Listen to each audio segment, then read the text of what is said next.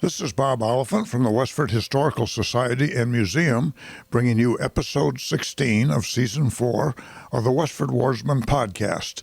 The Westford Wardsman newspaper was part of Turner's Public Spirit, a weekly newspaper in Ayer a century ago.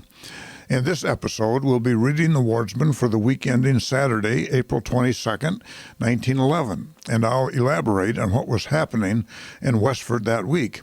The week starts with the Westford Center section. Mrs. Annie Barnard and her daughter, Miss Florence Barnard, have been visiting at Mrs. Willis Hildreth's. Mrs. E.G. Bernhardt of New York is a guest at the Grieg Fairview Farm. That was the farm on Main Street right across from Fairview Cemetery. Howard Ferguson is at home from Island Falls, Maine, spending a vacation with his parents. His parents were Hugh A. and Carrie M. Wood Ferguson. Miss Lucy Soule, or Soule, S-O-U-L-E, who is a teacher in a private school in Baltimore, Maryland, is enjoying the spring vacation with Miss Edna Ferguson. They were formerly classmates together at Putnam Hall School, Poughkeepsie, New York. Mrs. Jakes and daughter Dorothy of Malden have been spending the Easter vacation at William Sutherland's. Mr. and Mrs. John P. Wright observed the 12th anniversary of their marriage on Tuesday, April 18th. Harvey W. Tarbell of Lowell, landscape gardener, has a gang of men at work at the Whitney Park, what we refer to usually as Whitney Playground, putting on the finishing touches, raking and rolling the ground and setting out the shrubbery, which, like all the rest of this extensive improvement, is done at Mrs. Whitney's expense. Mrs. Whitney inherited money from her husband, who passed away a year or so ago, and she put it to use on what we know as Whitney Playground now. Charles D. Howard of Concord, New Hampshire, state chemist, has recently been elected a Fellow of the American Association for the Advancement of Science. This honor came as a surprise to Mr. Howard, but he is well qualified for admission to such a leading scientific body as this organization. Mr. Howard recently gave an address before the Franklin Board of Trade on food adulterations and inspections that was well received. Mr. Howard was born in Westford and is a son of Mr. and Mrs. Calvin Howard. A new plan is to be tried at the library by which any person wishing one of the new books, which are in great demand, may have it reserved for him by the payment of 1 cent. This pays for a postal card upon which the applicant writes his address and the name of the book. This card is left at the library, and when the book returns, it is reserved over one library day for the applicant and the card mailed to him. This plan is used in many places, and if it proves satisfactory, here will be continued.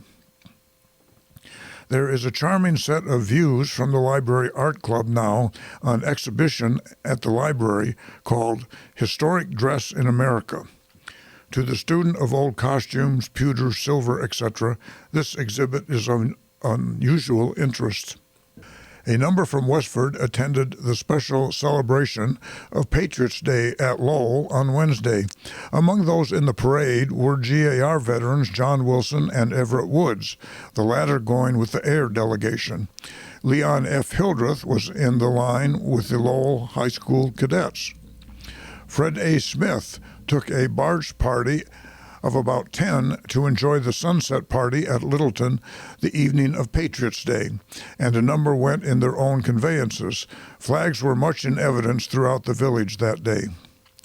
Dr. Cyril A. Blaney is absent from town this week, and on his return brings a bride with him. Many good wishes to the doctor, and further particulars next week.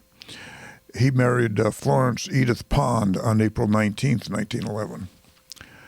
A fire burned over several acres of sprout land on Monday near Pine Ridge Station, mostly owned by Oscar R. Spaulding.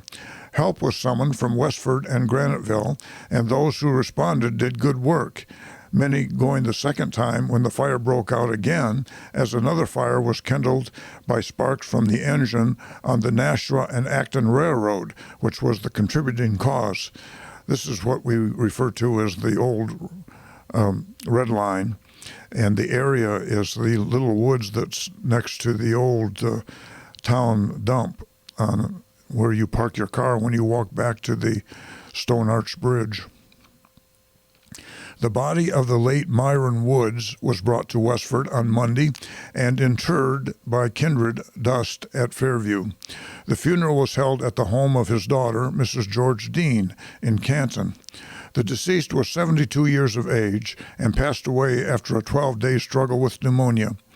He is survived by 3 daughters, Mrs. Dean, with whom he made his home in Canton, and Mrs. Hugh Ferguson and Mrs. David Sherman of Westford. The regular meeting of the Tadmuck Club took place in Library Hall on Tuesday afternoon, but owing to other happenings coming the same date, the attendance was small, which was to be regretted, for the program was one of much excellence. It was one of Miss Loker's rare absences owing to sickness in her household, and Miss Ella Hildreth, Vice President, presided. The subject, Victor Hugo, was in charge of Miss Mary P. Bunce and Miss Ida Layton. Miss Layton had prepared a splendid paper that depicted well the lights and shades in the character of this man of genius and made evident a ready conversance with his masterpieces. This adds one more to the season's papers of real excellence. Miss Bunce reviewed Les Miserables with skillful discrimination and gave other extracts from this gifted writer, and Reverend Benjamin H. Bailey read one of his poems entitled The Poor Fisher Folk, with characteristic skill of interpretation. This completes the last working program of the season, which has proved so profitable and enjoyable. The President has called a special business meeting to consider matters of importance to the welfare of the club next Tuesday afternoon at the usual time and place, and it is earnestly hoped the members will make an effort to respond to this call. The last meeting of the Tadmuck Club, May 8th, will be the social plans for which will be announced later. At the business session on Tuesday afternoon, the following officers were elected to serve for another year: Miss Sarah W. Loker, President; Miss Ella Hildreth, Vice President; and Mrs. Leonard Wheeler, Secretary and Treasurer. The next paragraph is called Concert. The trip to Lowell on Tuesday evening to attend the concert proved most successful and enjoyable. A special car was arranged for by several members of the Masonic lodges, which left here at 6:45. The concert was at the First Universalist Church, Lowell, and was by the Meistersingers, combined from the well-known Weber, Schubert, and Harvard quartets, assisted by Elvie Burnett Willard, Reader. The fine music and clever Reader made a most enjoyable evening's entertainment. About 52 availed themselves of the opportunity to hear them. The next paragraph is about a whist party. Mrs. Alonzo Sutherland gave a whist and social good time for her daughter, Beatrice, last Saturday evening in honor of the young lady's 18th birthday. There were 4 tables for whist. Evelyn Hamlin scored highest with 45 points for the ladies, and John Feeney for the gentlemen with 46 points. Ice cream, cake, and candies were served, and the young people had a merry time, and in taking their departure, sincerely wished their young hostess many happy returns of the day. The same pleasant group were entertained the Monday evening previous at Miss Evelyn Hamlin's home. She lived in a nice house at 2 Hildreth Street. And Miss Gertrude Hamlin was at home from boarding school for the spring vacation to enjoy the festivities. The next paragraph is entitled Easter Services. It was cold and unseasonable for the observance of the beautiful Easter tide, but the day was fittingly observed at both the churches. At the Congregational Church, the decorations were of potted plants and a generous grouping of beautiful Easter lilies. Reverend David Wallace's message was the resurrection gospel. The members of the Sunday School assisted in the service with choruses, and Edson G. Boynton and Mrs. Charles D. Colburn sang solos, and the regular choir sang the glad message of Easter. At the close of the service, an especially beautiful pot of Easter lilies was sent to Mrs. John Wilson, who remains so ill at her home. Next, we have the About Town section of the Wardsman. Although the spring is bashful about introducing itself to early farm work, yet there are strips here and there to prove that it has a few early freaks left over perhaps from some of its early springs. One such leftover is an apple tree limb in blossom, a part of the farm property of William R. Taylor, who happens to be the author Sam Taylor's son. Those who find the railroad bridge that spans the Stony Brook Highway interfering with their views of high loading will remember the hearing that is to be held before the railroad commissioners at Brookside Station next Monday to discuss the raising over the bridge and the widening of the track. We'll read more about that next week. Fred A. and Esther Perry Taylor Snow had their youngest baby, who was Sam Taylor's grandson, Stanley Law Snow, who was born October 14, 1910, in West Chelmsford, christened at the village church, West Chelmsford, last Sunday. Last Sunday evening at the village church in West Chelmsford, an individual communion set was presented to the church by Mrs. Charles E. Spaulding, Carl E. Spaulding, and Mrs. Lulu Johnson in memory of their father and mother, Frank and Emma Spaulding. The presentation was made by Reverend Charles E. Spaulding, a former minister of the church from 1886 to 89. Frank Spaulding is well remembered by Westford people as a member of the old Dunstable Band and Spaulding Light Cavalry, and Mrs. Spaulding as a sweet singer in the village church.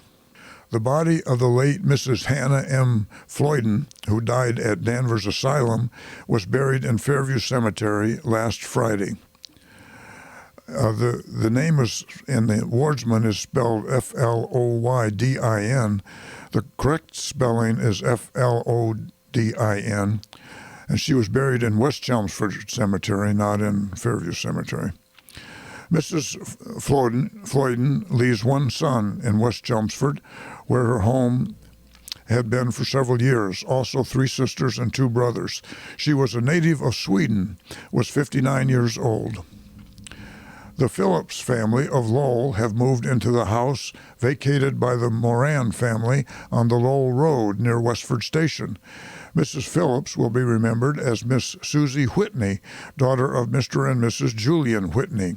Mr. Phillips is employed on the roads. Leonard Wheeler was first in planting peas this year on April 10th. The writer, that's Samuel L. Taylor, followed on April 14th, just 40 days, 4 hours, and 59 seconds later than last year. Now, who is there that says that spring isn't late? Amos Poley is rushing the potatoes right through the frost into the ground, preparatory to an early rush to the market before we tell Canada to come on and take possession of our markets. Apparently, Canadian potatoes were selling at a record low.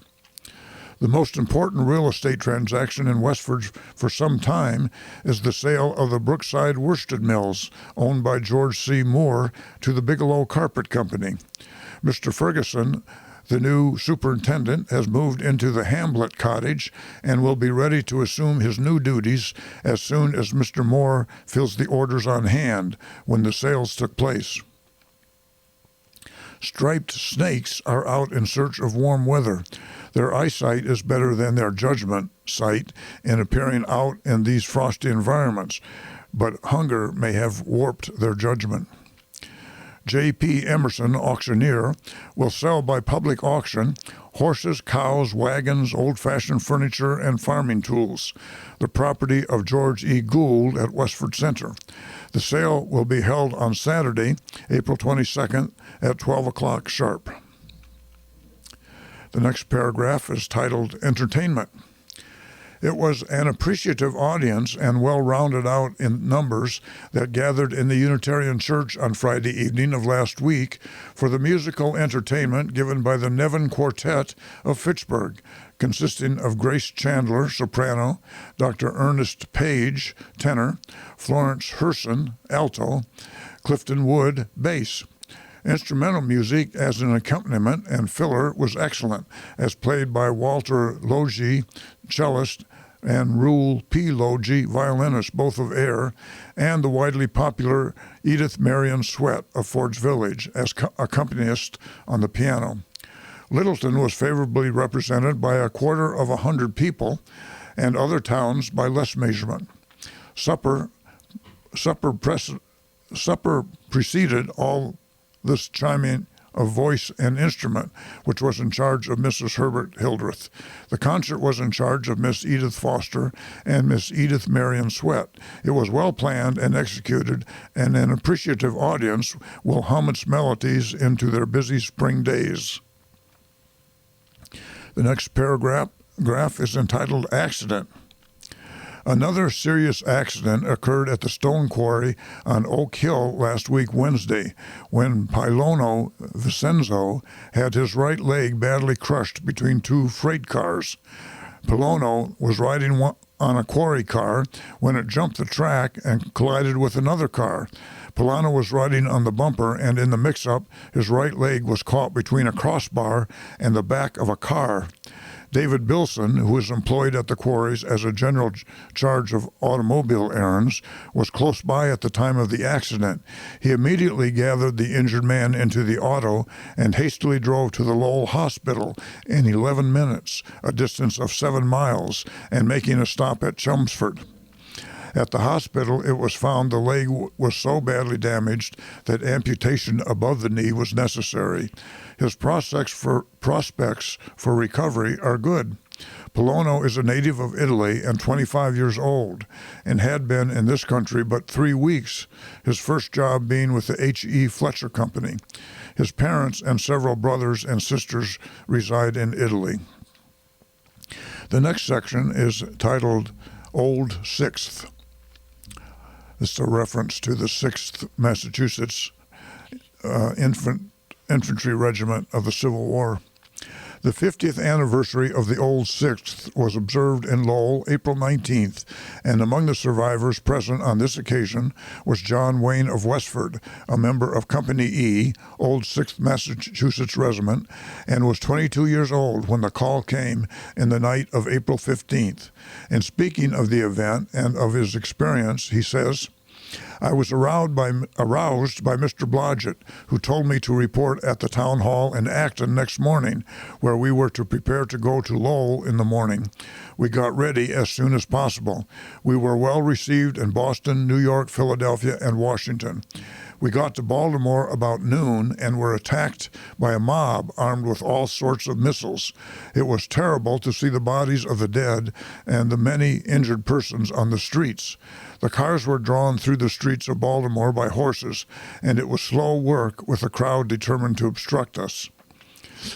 At the beginning of the Civil War, Baltimore had a railroad station on the north side where the trains from the north arrived, and then there was another station on the south side where the southbound trains departed and arrived also, of course. Union soldiers arriving in Baltimore typically marched from the north station to the south station or took cars pulled by horses, as indicated here. As there were many Confederate sympathizers in Baltimore, this was often a hazardous march, especially early in the war, as indicated here. That's the news in Westford for the week ending April 22nd, 1911. Thank you for listening, and thanks to Ryan Cousins of Westford CAT for providing technical support.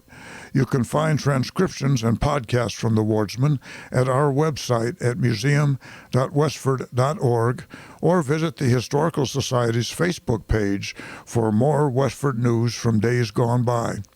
This is Bob Oliphant, and I hope you will join us for next week's Westford Wardsman podcast. Thank you.